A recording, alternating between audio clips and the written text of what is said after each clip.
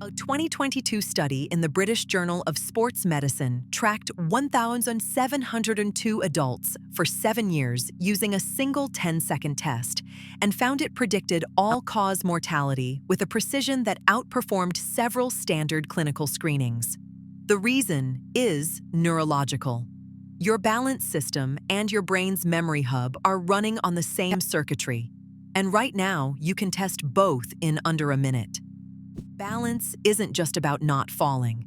The neural system that keeps you upright also powers memory, spatial reasoning, and cognitive resilience, and it begins declining silently years before any symptom surfaces.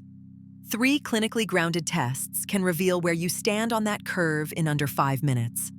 What they expose about your brain's current trajectory is something most routine medical visits never investigate. In 2022, researchers published a landmark paper in the British Journal of Sports Medicine. They tracked 1,702 adults aged 51 to 75 over a median of 7 years, asking a deceptively simple question. Can you stand on one leg for 10 seconds? 20% of participants could not.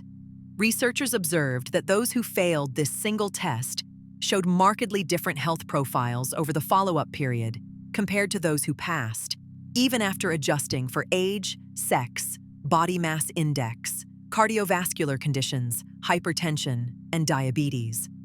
Harvard Health cited the study as an important signal about functional aging.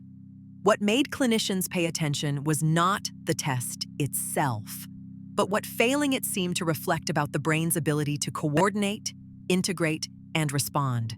The same capabilities that underpin independence, mobility, and daily capability well into later decades. The question for anyone between 70 and 80 is, what does your result reveal right now? And what is it actually measuring beneath the surface? The drop-off is steeper than most people expect. Roughly 95% of adults aged 51 to 55 can pass the 10-second one-leg stand. By ages 61 to 65, that figure falls to 82%. Among adults aged 71 to 75, just 46% can hold it. That is not a slow decline, it is a cliff.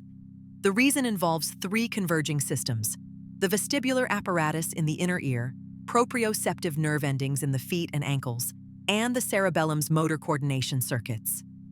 Each degrades on its own timeline, but after 70, they tend to falter together.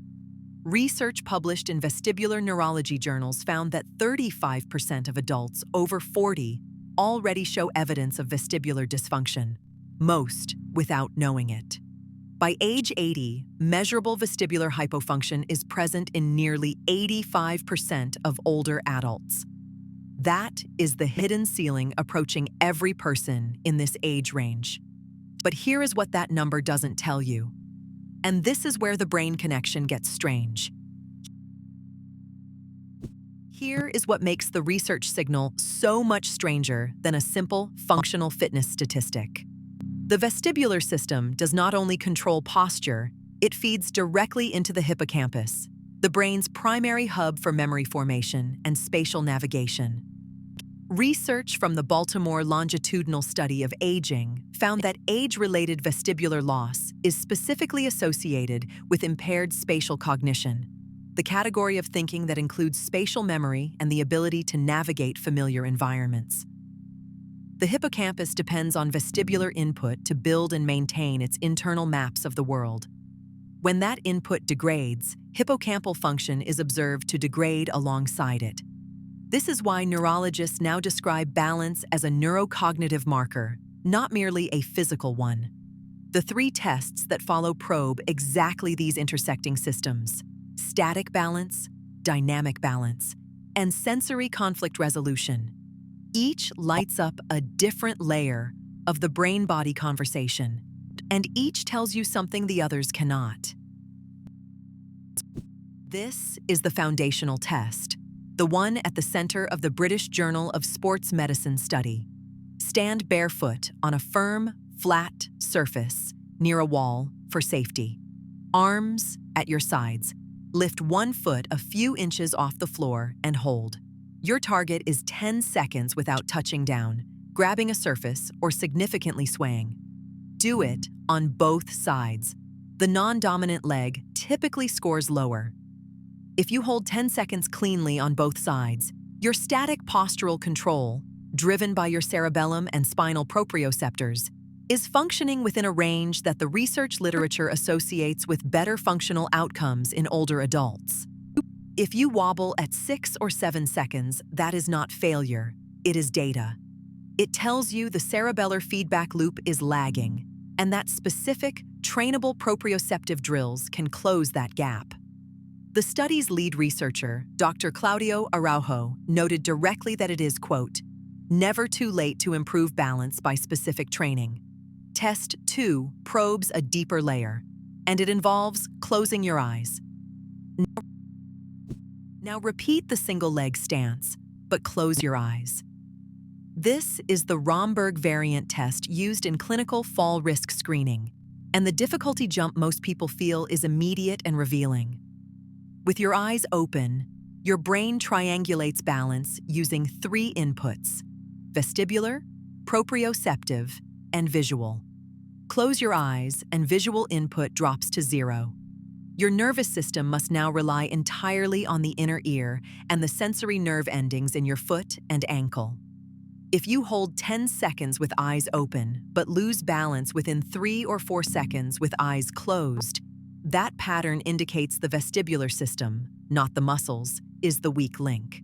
Research in vestibular neuroscience has shown that vestibular noise mediates roughly 46% of age-related balance impairment in adults over 40, making the inner ear a primary driver of the decline, not a secondary one. A targeted vestibular rehabilitation program, which neurologists and physiotherapists prescribe, is associated with meaningful improvements in postural stability. But test 3 is the one that reveals something most people find genuinely surprising about themselves. The third test does not look like a balance test at all, and that is the point.